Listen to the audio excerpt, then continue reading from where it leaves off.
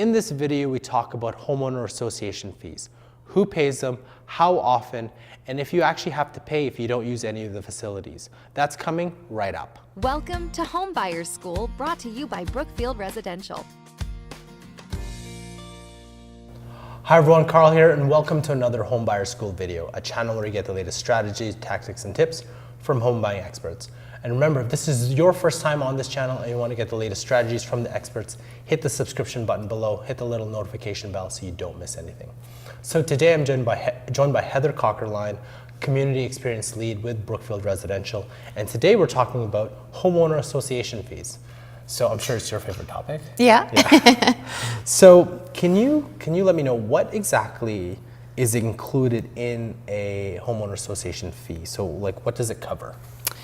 So the fees that you would pay would cover things such as taking care of the facility, if there is one within the community, the staff that take care of the facility, upkeep, maintenance, including in and around the entire community. So whether that's mowing or snow removal. That's not mowing your person. Not your yard. That's extra.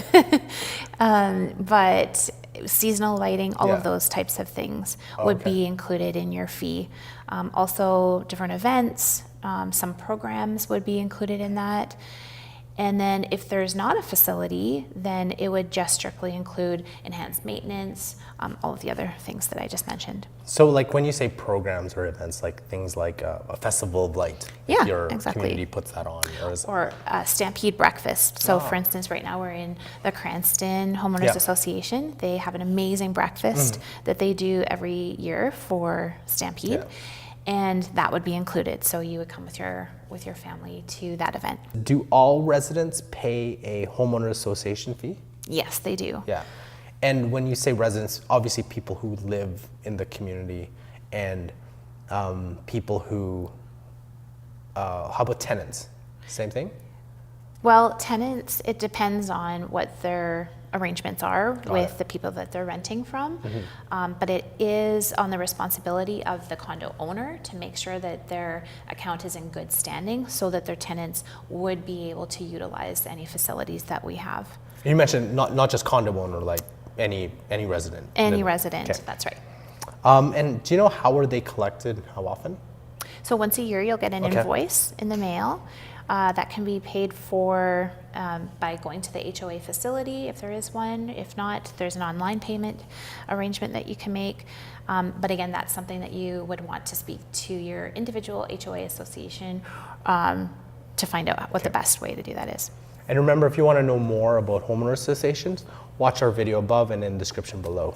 Is there a difference between a homeowner association for condos or single family homeowner associations, or kind of all the same? No, it's the same. So anybody living in the community would benefit from the perks of living in a community that has a homeowners association. So whether you're in single family or a condo, all things are open for the entire community. Great. And are homeowner association fees negotiable? No, they are not. So there's an encumbrance set on your individual title, and that's done through the planning process of creating the community. And in your opinion, what's the average homeowner association fee? So they do vary depending on what the size of the community is and what's involved, whether it's just if it's a small community or if it's a very large community with something like a lake, the rates do vary. So I would say on average, they run from $100 to $500 a year, not per month, a year. Let's say I don't use anything. Either I don't like it or it's just not in my lifestyle. What happens if I don't use any of the facilities, any of the amenities? Do I still have to pay the HOA fee? And why would I have to pay that? So yes, you do still have to pay the HOA fee, but you need to think of it as not just the events that maybe are happening in a community or going to use a tennis court, but we get back to being pride of ownership. So your fees go towards everything that's happening within the community. And so for a lot of us, maybe that's only, say, $30 a month if we, if you really break it down. And so to me, that's 3 coffees. really, right? Yeah. To make sure that you have pride of ownership when your friends and your family come to visit you in your community. But what we would encourage is that if there's something that isn't happening through your HOA, bring that up. You know, go to the AGMs or just go to the facility and ask for the events that you want, or ask for the games, or whatever it is that you're looking for that would help create that sense of community or sense of belonging for you. Let us know and we will try and implement it as much as we can.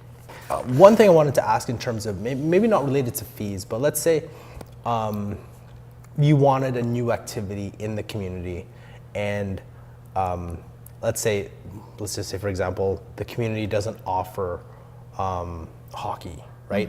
And you want to put together like a drop-in hockey activity Monday nights. How would you go about doing that in a homeowner association? So it's really easy. Yeah. You would just talk to the facilitator, find out, is the ice rented on that day? Is it not? And try and work it out that way. Okay, cool. In terms of fees, so what happens if you don't pay? If you don't pay, then your account does go into delinquency. And then we would hope that you would pay within the next 30 to 60 days.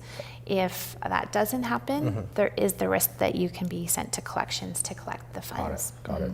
But the fees usually, it's pretty reasonable. It's It's so minimal, exactly. So as we were just saying, we're ranging from $100 to $500 a year.